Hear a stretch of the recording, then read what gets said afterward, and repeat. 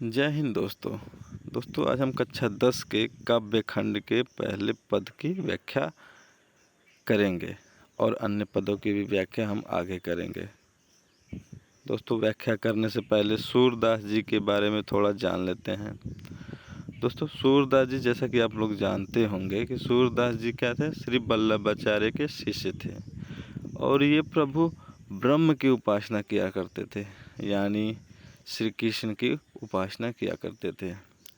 और उन्हीं के बारे में इन्होंने इस पद में व्याख्या किया है, मतलब लिखा है। श्री वल्लभाचार्य के संपर्क में आने से पहले ये दीनता के पद गाया करते थे, अर्थात निर्गुण ब्रह्म की उपासना किया करते थे। दोस्तों कहने का अर्थ ये है कि इनको दोनों प्रकार की भक्ति का अनुभव था।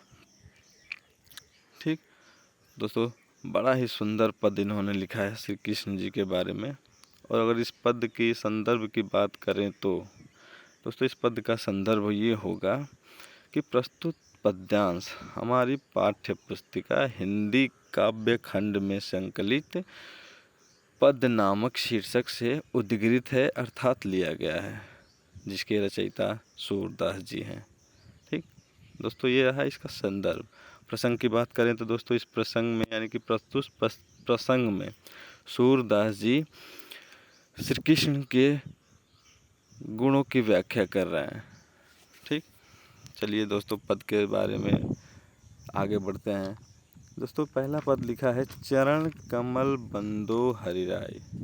चरण मतलब दोस्तों होता है पैर, कमल मतलब जो कमल होता है, कमल का फूल जो होता है, और बंदो मतलब होता है कि वंदना करना, हरि मतलब श्री कृष्ण प्रभु, ठीक, राय मतलब बार बार।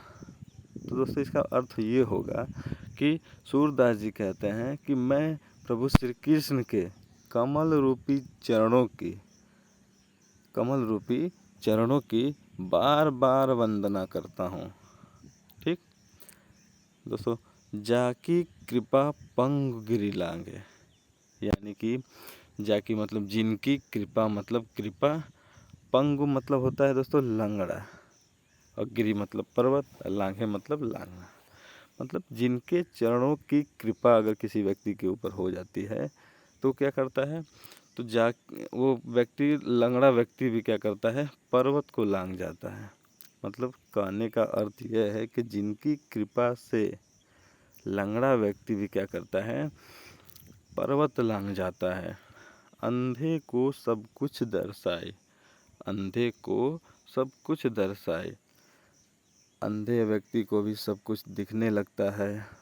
अगर किसी व्यक्ति के ऊपर श्री कृष्ण की कृपा हो गई तो क्या करता है, लंगड़ा व्यक्ति पर्वत लांघ जाता है, अंधे को सब कुछ दिखने लगता है। बहिरे सुने, बहिरा व्यक्ति क्या करने लगता है, सुनने लगता है। गूंग पुनि बोले, और गूंगा व्यक्ति दोस्तों पुनः मतलब दोबारा बोलने लगता है। रंक चले सिर छत्र धराई, दोस्तों रंक मतलब होता है गरीब व्यक्ति, दरिद्र व्यक्ति, यानी कि अगर प्रभु श्री कृष्ण की कृपा गरीब व्यक्ति पे भी पड़ जाती है तो वो क्या होता है, राजा बन जाता है दोस्तों। तो दोस्तों ये है कि रंक चले सिर छत्र धराए, गरीब व्यक्ति क्या करता है, राजा बनकर अपने सर के ऊपर छत्र धारण करके, जैसे राजा महाराजा छत्र धारण करके चला करते थे, वैसे ही अगर गरीब व्यक्ति भी क्या करता है, राजा बनकर अपने सर के ऊपर छत्र धारण करके चलने लगता है। सूरदास स्वामी करुणामय, सूरदास जी कहते हैं कि मैं ऐसे करुणामय मतलब होता है दयालु, मैं ऐसे दयालु प्रभु श्री कृष्ण की क्या बार बार बंदो तिह पाए, बार बार वंदना करने से भी नहीं पीछे हटता हूँ। प्रभु श्री कृष्ण की सूरदास जी कहते हैं कि मैं ऐसे दयालु प्रभु श्री कृष्ण की बार बार वंदना करने से भी पीछे नहीं हटता हूँ।